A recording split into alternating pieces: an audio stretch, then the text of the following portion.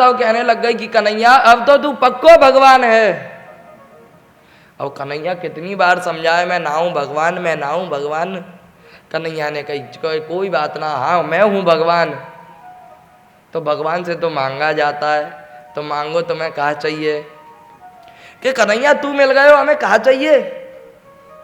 कन्हैया के नाना कछु तो चाहिए होएगो। तो क्या हाँ हमने सुनी है कि भैया तेरो धाम बड़ो दिव्य है, जो एक बार पहुंच जाए फिर यहाँ वापस आके ना लौटे। ऐसो दिव्य धाम को नैकाद हम भी आनंद चख ले। कैसो है तेरो धाम? कौन सा धाम? वैकुंठ धाम। कि तेरा वैकुंठ कैसा है, हमें भी दर्शन करवा दे कन्हैया। सब कहते कि वैकुंठ इतना सुंदर है, यद गतवान निवर्तन्ते तद धाम परमम मम।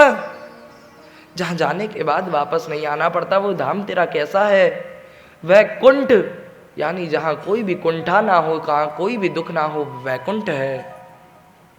बोलो वैकुंठनाथ भगवान की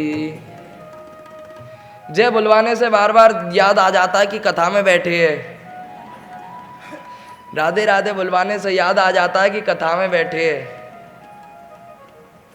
जो माया देवी निद्रा देवी वो सब अपने आप भाग जाती है। बोलो राधे राधे। इस प्रकार कन्हैया ने कही कोई बात नहीं, मैं तुम्हें वैकुंठ को दर्शन करवाऊंगो। रंग जी मंदिर के पीछे ब्रह्म कुंड है महाराज। कन्हैया ने कही छलांग लगाओ या में। सबने कही अकेले ना लगाएंगे, पहले तू कूद फिर हम कूदेंगे। कन्हैया ने कही चलो मैं भी कूद रहा हूं। ऐसा विश्वास कन्हैया में कि एक बार कह दिया कि कूदो तो कूद गए सब। ठाकुर जी भी कूदे हैं उस ब्रह्म कुंड में। आज भी ब्रह्म कुंड का दर्शन होता है। उस ब्रह्म कुंड में कूदते ही सीधे वैकुंठनाथ भगवान के समक्ष पहुंचे हैं। अब महाराज कन्हैया का जो सिंहासन था शेषनाग पे, कन्हैया तो वहां जाकर विराजमान हो गए, परंतु ये ब्रजवासी तो इधर उधर भटकने लगे। अब भटकने लगे, काऊ ने कही भैया नई जगह है जो हमारे लिए, तो हम यहाँ पर घूमने आए हैं, तो कोई गाइड तो होना चाहिए। हमारा गाइड कन्हैया से बढ़कर कौन है? तो काऊ ने कही है कन्हैया इधर आइयो। कन्हैया को बुलाया है, कन्हैया दिखे ही नहीं, मिले ही नहीं। सबने कहा तू इधर, तू दाएं देख, तू बाएं देख, तू ऊपर तू नीचे देख। सब ढूंढने लगे। इतने में एक ने कही ओ देख दे सारो ऊपर जाके बैठो है शेषनाग पे। वहां तो कालिया के 101 फण पे नृत्य कर रहे हो, यहाँ तो अनंत शेषनाग के फण है उस पर बैठे हुए चढ़कर। यार डर भी ना लग रहा, सहजे बिक नहीं लगती। वहां तो 101 फण का नाग या अनंत फणों का नाग है। काऊ ने कही चलो कोई बात ना है, मिल तो गयो, खोई तो ना गए हम, चल के मिलते हैं। इतने में वैकुंठ के जो भगवान के पार्षद थे, वैकुंठ में ये ऐसा नहीं कि भगवान के 4 हाथ है, चतुर्भुजा है, सबकी चतुर्भुजा है, तो फिर भगवान अलग कैसे होंगे? भगवान के गले में कौस्तुभ की मणि है, केवल कौस्तुभ की मणि जो समुद्र मंथन में निकली थी वो भगवान के गले में है, बाकी सब चतुर्भुज रूप में ही है। आज आगे गए, द्वारपालों ने रोका, द्वारपालों से कहा भैया राम राम। द्वारपालों ने कहा चुप। कहा भैया क्यों? काऊ ने कही यहाँ राम राम नहीं चलता, ये वृंदावन जैसा होगा, यहाँ राधे राधे चलती होगी। बोलो राधे राधे। द्वारपालों ने कहा चुप।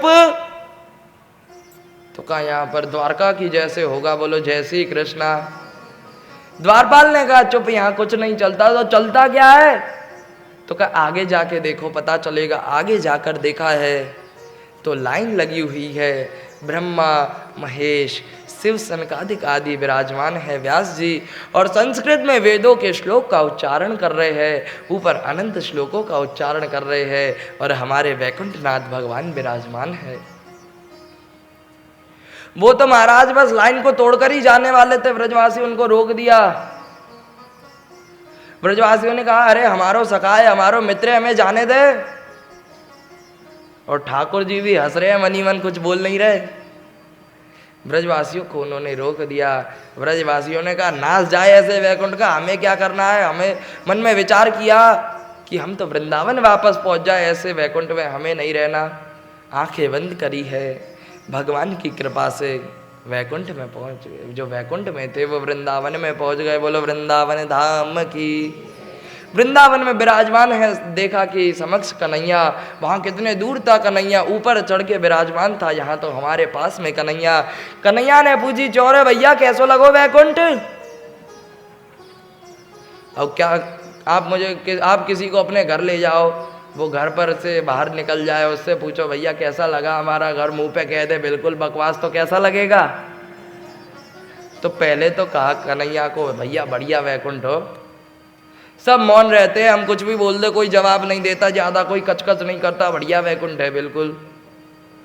फिर कन्हैया ने कही, अरे साची साची तो बताओ कैसो लगो, ने और बताओ।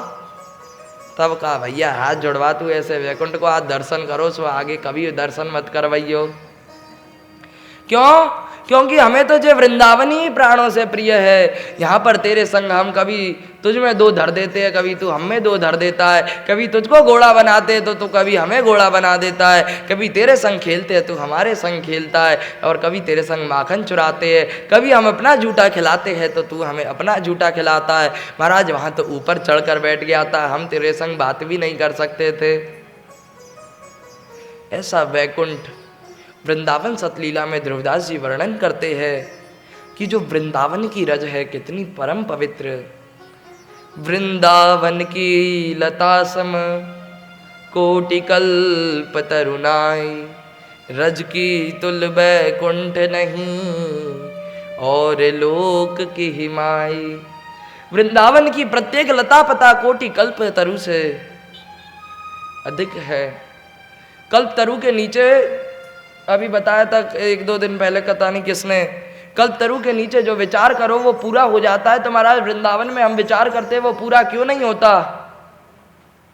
तो वृंदावन माता के समान है। भगवान के सामने विचार करो वो पूरा क्यों नहीं होता? भगवान माता का समान उनका स्वभाव है।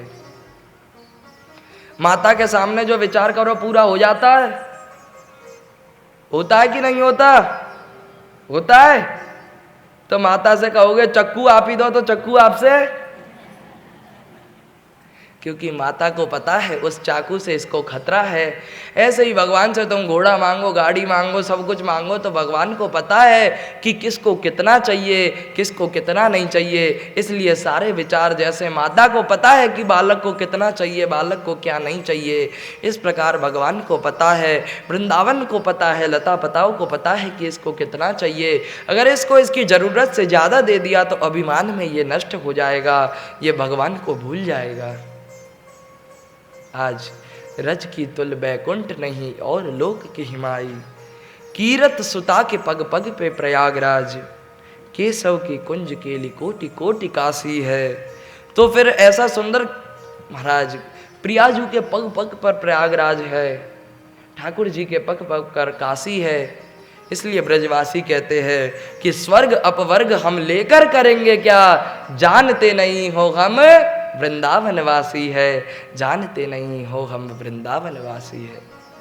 मना कर दिया कि आज हमें वैकुंठ प्रिय नहीं है, हम तो महाराज वृंदावन के वासी है। किन किन को वैकुंठ प्रिय है और किन किन को व्रज प्रिय है? व्रज वालू रे वैकुंठ